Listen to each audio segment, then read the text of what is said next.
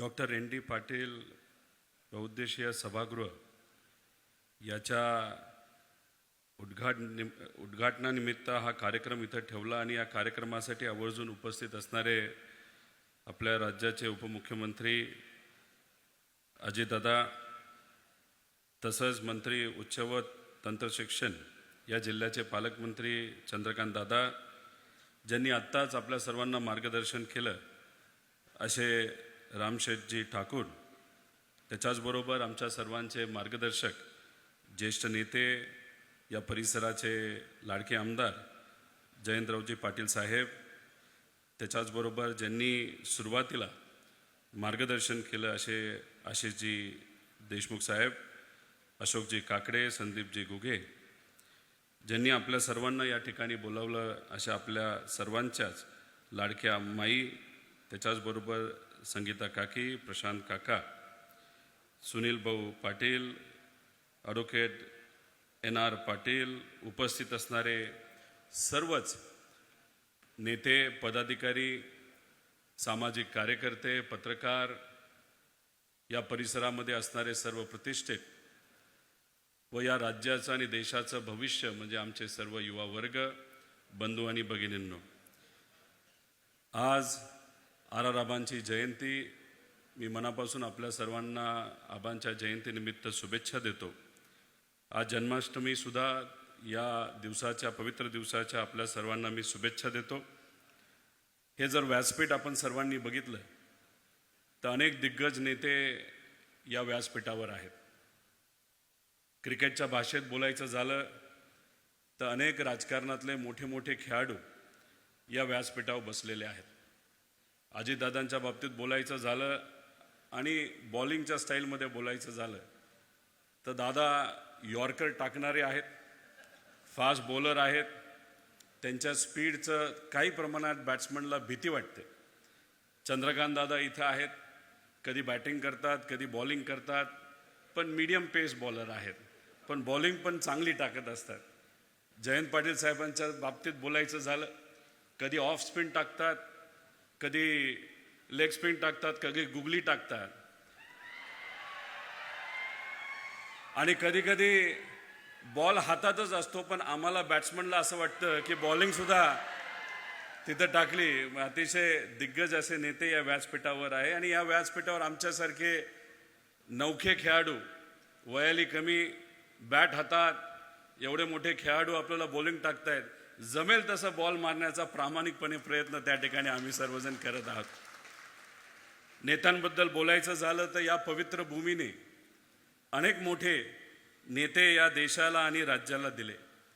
कैलासवासी यशवंतरावजी चव्हाण साहेब, लोकशाही अण्णाभाऊ साठे, क्रांतिसिंहजी नाना पाटील, कैलासवासी राजाराम बापू, कैलासवासी नागनाथ अण्णा नायकवडी, कैलासवासी वसंतदादा पाटील, कैलासवासी पतंगरावजी कदम साहेब, कैलासवासी RR आबा, त्याच्याचबरोबर आत्ताच्या काळामध्ये महाराष्ट्रामध्ये या परिसराचं नाव ज्यांनी पुढं नेलं आणि मनापासून या जिल्ह्यासाठी आणि महाराष्ट्रासाठी प्रयत्न करतात असे जयंत पाटील साहेब, त्याच्याचबरोबर या परिसरामध्ये ज्यांचं कार्यक्षेत्र होतं, जे या परिसरामध्ये रयत शिक्षण संस्थेच्या माध्यमातून मुलांच्या भवितव्यासाठी काम करायचे असे आपल्या सर्वांचेच लाडके ND पाटील साहेब. आपण तसं बघितलं तर या ज्या सर्व संस्था आहेत, या संस्था अतिशय महत्त्वाच्या संस्था आहेत. आपण जर बघितलं तर महात्मा फुले, क्रांती ज्योती सावित्रीमाई फुले यांनी प्रयत्न केले, लढा लढला म्हणून बहुजन समाजातल्या मुलामुलींना शिकता आलं आणि त्यांचाच वारसा, विचाराचा वारसा जर कोणी पुढे नेला असेल तर कर्मवीर भाऊराव पाटलांनी तो नेला आणि नंतरच्या काळामध्ये ND पाटील साहेब असतील, त्याच्याचबरोबर आमच्या माई असतील, यांनी तो विचाराचा वारसा हा पुढे नेला. ह्या ज्या संस्था आहेत, ND मामा नेहमी म्हणायचे की ह्या ज्या संस्था आहेत फक्त संस्था नसून हा एक विचार आहे आणि हा विचार जपण्याची जबाबदारी ही आपल्या सर्वांची आणि तेच कार्य हे सर्व दिग्गज नेते आपण सर्वजण या ठिकाणी करत आहात. ND पाटील साहेबांबद्दल बोलायचं झालं तर अतिशय कष्ट करणारं व्यक्तिमत्व. कर्मवीर भाऊरांच्या रयत शिक्षण संस्थेमध्ये कमवावं शिका या योजनेच्या अंतर्गत त्यांचं शिक्षण झालं आणि त्यानंतर त्याच शिक्षण संस्थेमध्ये त्यांनी प्राध्यापक म्हणून, त्याच्यानंतर मॅनेजिंग काउन्सिलचा मेंबर म्हणून खूप चांगलं काम केलं. रयतमध्ये काम करत असताना स्वतः विविध शाळेमध्ये ते जायचे, शाळा कशी आहे, काय अडचण आहे हे समजून घ्यायचे आणि त्या अडचणी सोडवण्याचा प्रामाणिकपणे त्यांनी त्या ठिकाणी प्रयत्न केला. त्याच्याचबरोबर आपल्या माईंच्याबद्दल बोलायचं झालं, ज्या पद्धतीने महात्मा फुलेंना जर पाठीमागे ताकद जर कुणी दिली असेल तर क्रांती ज्योती सावित्रीबाई फुलेंनी दिली. त्याच्याचबरोबर कर्मवीर भाऊराव अण्णांच्या बाबतीत बोलायचं झालं तर लक्ष्मीबाईंनी त्यांना ताकद दिली. त्यांचाच वारसा, विचाराचा वारसा पुढे घेऊन जात असताना आमच्या माईंनी ND पाटील साहेबांच्या पाठीमागे भक्कमपणे उभं राहून राजकारण, समाजकारण, शैक्षणिक संस्थेमध्ये खूप असे मोलाचं काम तिथं त्या ठिकाणी केलेलं आहे आणि त्याचा अभिमान हा आम्हा सर्वांना आहे. ND पाटील साहेबांच्या राजकारणाच्या बाबतीत बोलायचं झालं तर त्यांचं कार्य हे खूप मोठे आहे. कदाचित 18 वर्ष ते आमदार होते, मंत्री होते, त्याच्याचबरोबर शेकाप या पक्षाचे प्रमुख नेते होते आणि जेव्हा केव्हा आमदार असायचं त्यांचं भाषण जेव्हा विधिमंडळामध्ये व्हायचं तेव्हा सर्व पत्रकार, नेते, मंत्री हे सर्व आवर्जून ते भाषण ऐकण्यासाठी तिथं येत होते.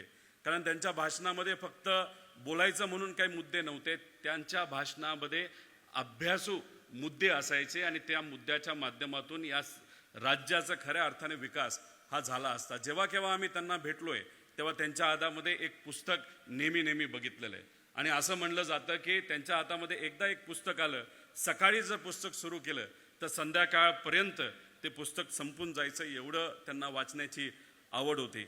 आदरणीय पवार साहेबांनी, ND पाटील साहेबांनी एकत्रित काम केलंय. कदाचित माईच योग्य पद्धतीने सांगू शकतील, पण जेव्हा केव्हा राजकीय दृष्टिकोनातून ND पाटील साहेब बोलायचे तेव्हा बहुतांश वेळेस पवार साहेबांबद्दल त्यांनी टीकाच केली असावी, पण ती टीका करत असताना ती सकारात्मक टीका असायची. आजच्या काळासारखी खालच्या लेवलला जाऊन टीका कुणी तिथं करत नव्हतं आणि मग ते टीका करायचे. पण जेव्हा केव्हा एखादा चांगला कौटुंबिक विषय असेल, सामाजिक विषय असेल, ते दोघं एकत्रित यायचे. नेहमी ते म्हणायचे की राजकारणामध्ये आम्ही टीका करत असलो तरी कुटुंब म्हणून आम्ही एकत्रित आहो आणि समाजकारणामध्ये काम करणारे दोन दिग्गज म्हणून आम्ही एकत्रित राहून काहीतरी सकारात्मक करण्याचा विचार तिथं करत असतो, असं ND पाटील साहेब तिथं म्हणायचे. खरं तर एक किस्सा सांगतो. अधिवेशनामध्ये काही वर्षांपूर्वी मी भाषण केलं. अनेक लोकांनी सांगितलं चांगलं भाषण झालं, चांगलं भाषण झालं. मग मला दादांचा फोन आला, अजित दादांचा फोन आला. त्यावेळेस आम्ही एकत्रित होतो पार्टी म्हणून आणि मग त्यांनी मला घरी बोलवून घेतलं. माझी अपेक्षा होती की त्यांनी सांगावं की भाषण चांगलं झालं, अजून चांगलं कर. त्यांनी सांगितलं की भाषण चांगलं झालं, पण एक गोष्ट महत्त्वाची तुला सांगतो. म्हणलं काय? अरे भाषण देत असताना, अधिवेशनामध्ये बोलत असताना तुझ्यावर कॅमेरा असतो, जरा बटणं जरा वरपर्यंत लावत जा. म्हणजे एवढं बारकाईने लक्ष त्या काळामध्ये माझ्यावर होतं. आता ते गावकीचा विचार करतात पण भावकीला कुठेतरी विसरलेले आहेत. अर्थमंत्री आहेत, कुठेतरी निधीच्या बाबतीत त्यांनी तिथं विचार करावा अशी मी विनंती करतो. 1980च्या काळामध्ये पुलोतचं सरकार होतं, तेव्हा ND पाटील साहेब सहकार मंत्री होते. काही कारणात ते सरकार टिकू शकलं नाही. ज्या दिवशी सरकार पडलं त्या दिवशी ND पाटील साहेबांनी जे शासकीय बंगला आहे तो तिथं सोडला. आजच्या काळामध्ये आपण जर बघितलं तर अनेक लोक 5-5 महिने झाले तरी बंगला सोडत नाहीत, पण तो बंगला त्यांनी सोडला. तिथून जी शासनाची गाडी होती ती सोडून दिली. स्वतः ते मुंबई सेंट्रलला गेले, तिथून बसमध्ये बसले आणि परत ते कोल्हापूरला तिथं आले. अशा विचाराचे नेते त्या काळामध्ये तिथे होते आणि यांचं आपण सर्वांनीच मार्गदर्शन आणि त्यांच्याकडे बघूनच आपली वाटचाल कशी होईल याचा विचार हा आपण सर्वांनी केला पाहिजे. जयंत पाटील साहेबांबद्दल बोलायचं झालं तर ते सुद्धा अनेक संस्था मनापासून बघत असतात. सगळ्या संस्था ह्या कोऑपरेटिव्हमध्ये आहेत. तुम्ही जर बघितलं तर अजितदादांनी सुद्धा अधिवेशनामध्ये भाषण करत असताना जर संस्था चालवायच्या असतील तर त्या जयंत पाटील साहेबांसारख्या चालवायचं असं त्यांनी सांगितलं आहे आणि मी सुद्धा जवळून तेच तिथं बघितलेले. कोऑपरेटिव्ह कारखाना असू द्या, शिक्षण संस्था असू द्या, अतिशय डोळ्यात तेल घालून ते चालवत असतात. कारण का त्यांचं नेहमी म्हणणं असतं ह्या कोऑपरेटिव्ह संस्था आहेत, ह्या प्रायव्हेट संस्था नाहीत, ह्या शेतकऱ्याच्या, कष्टकऱ्याच्या, सामान्य लोकांच्या संस्था आहेत, त्या तशाच चालवल्या पाहिजे असं त्या ठिकाणी विचार हे जयंत पाटील साहेबांनी नेहमी तिथं मांडलेले आहेत. आराराबांचं काम हे तुम्हाला माहिती, जयंत पाटील साहेब आराराबा असतील, त्याच्याचबरोबर पतंगरावजी कदम साहेब असतील, हे सर्व लोक एकत्रित या परिसराच्या विकासासाठी तिथं झटत असायचे आणि चांगलं कसं या जिल्ह्यामध्ये होईल यासाठी त्यांनी प्रयत्न तिथं केलेला आहे. सांगलीच्या बाबतीत बोलायचं झालं, या जिल्ह्यामध्ये संस्कृतीला फार महत्त्व दिलं जातं.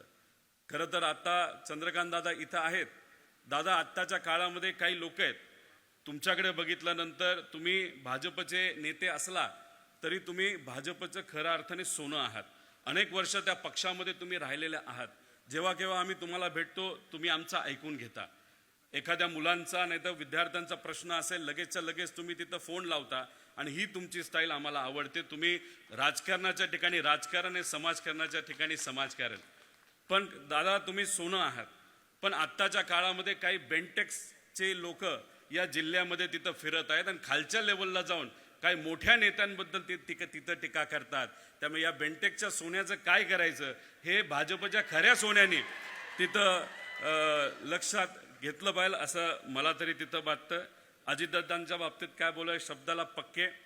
विद्याप्रतिष्ठान ही जी संस्था आहे आदरणीय पवार साहेबांनी सुरू केली, पण नंतरच्या काळामध्ये अजितदादांनी त्या संस्थेमध्ये लक्ष देऊन ती संस्था सुद्धा खूप चांगल्या पद्धतीने चालवली आहे. पुणे बँक, कोऑपरेटिव्ह बँक जी आहे ती या देशातली उत्कृष्ट अशी डिस्ट्रिक्ट कोऑपरेटिव्ह बँक हे दादांच्या मार्गदर्शनाखाली तिथं चालत असते. त्याच्याचबरोबर पुणे जिल्हा शिक्षण मंडळ ही चांगली संस्था आहे, ती चांगल्या पद्धतीने तिथं चालवत असतात. जसं माईंनी मगाशी सांगितलं, जे खरे ते खरे आणि हा माझा स्वभाव, जे चांगले ते चांगले, जे वाईट आहे वाईट, हे इथं बोलून दाखवायचा मी प्रयत्न करतो. शेवटच्या 2 मिनिटांमध्ये मला फक्त एवढंच सांगायचं आहे, जेव्हा केव्हा माई सांगतात की आपल्याला हे करायचं आहे, कारण माईंची तळमळ ही आम्हाला सगळ्यांना माहिती आहे. माई प्रामाणिकपणे संस्थेसाठी प्रयत्न करत असतात. ज्याला केला विनंती करता येईल ते विनंती करत असतात. मगाशी माईंनी सांगितलं की ही जी बिल्डिंग आहे आपल्याला लवकरात लवकर बांधायची आहे. माई, माझा 40वा वाढदिवस पुढच्या महिन्यामध्ये येत आहे. मी खूप मोठा नाही, पण एक तुम्हाला सांगतो, माझ्याकडनं एक सेवा म्हणून 40 लाख रुपये या आपल्या या बिल्डिंगसाठी तिथं मी देत आहे, फक्त सेवा म्हणून. जेव्हा तुम्ही कारण तुम्ही इतकं प्रामाणिकपणे काम करता, म्हणजे तुम्ही घरचा विचार करत नाही, एनडी मामांनी विचार तिथं केला नाही, प्रशांत काका करत नाहीत, संगीता काकी करत नाहीत. तुमचं फक्त एकच मनामध्ये असतं, इथं या भागामध्ये असणाऱ्या या गरीब कुटुंबातून सामान्य कुटुंबातल्या मुलामुलींना चांगली संधी द्यावी. म्हणून कदाचित या भागातलं पहिलं लॉ कॉलेज जर कोण काढत असेल तर ही संस्था आपली तिथं काढत आहे आणि त्यासाठी फुल नाही तर फुलाची पाकळी म्हणून मी मदत करत आहोत आणि एक सेवा म्हणून तिथं समजावं. आता माझ्यानंतर फार मोठ्या मोठ्या लोकांची भाषणं आहेत. मी तर साधा कार्यकर्ता आहे, मी लहान माणूस आहे, आत्ताच नवीन आलेलो आहे राजकारणामध्ये, समाजकारणामध्ये, छोटी मोठी कंपनी तिथं चालवतो. माझ्यानंतर चंद्रकांत दादा बोलणार आहेत. चंद्रकांत दादा कोण आहेत तर या राज्याचे मंत्री आहेत का नाही? मग आपली अपेक्षा काय, 1-0 वाढला पाहिजे का नाही वाढला पाहिजे? वाढला पाहिजे का नाही? हात वर करून सांगा. आणि चंद्रकांत दादा नंतर कोण बोलणार आहे? या राज्याची तिजोरीची चावी कोणाकडे? मग चंद्रकांत दादा जर 1-0 वाढवत असतील माझ्या आकड्यामध्ये, तर 2-0 कुणी वाढवले पाहिजे? हात वर करून वाढवले पाहिजे का नाही? आता ते काय बोलतील मला सांगता येणार नाही, पण मला बोलण्याची संधी मिळाली. जे मनात होतं ते त्या ठिकाणी मी बोलून दाखवलं. पण ही जी संस्था आहे खऱ्या अर्थाने हिरा आहे आणि या संस्थेना जे कुणी, ठाकूर साहेब तर नेहमी प्रयत्न करतात. 110 कोटीपेक्षा जास्त रुपयाची सेवा ठाकूर साहेबांनी या रयत संस्थेसाठी दिलेली आणि आज तुमच्या सर्वांच्या उपस्थितीमध्ये 1 कोटीचा निधी या संस्थेसाठी म्हणजे तुमच्या भवितव्यासाठी त्यांनी तिथं दिलेला आहे. आणि याच्यानंतरचे नेते सुद्धा मोठ्या प्रमाणात आर्थिक मदत या संस्थेला देतील असा विश्वास इथं व्यक्त करतो. आणि असंच सुंदर काम या संस्थेच्या माध्यमातून चालत राहावं आणि त्यासाठी आमच्यासारख्या कार्यकर्त्याला सुद्धा जिथं कुठं जमेल तिथं सेवा देता यावी असा विश्वास या ठिकाणी व्यक्त करतो. आपण सर्वजण एवढ्या मोठ्या संख्येने आलात, माझा आदर तिथं इथं केला, माझा सत्कार इथं केला, त्यासाठी मी मनापासून माईंचे सर्वांचेच या ठिकाणी आभार व्यक्त करतो आणि थांबतो. जय हिंद, जय महाराष्ट्र,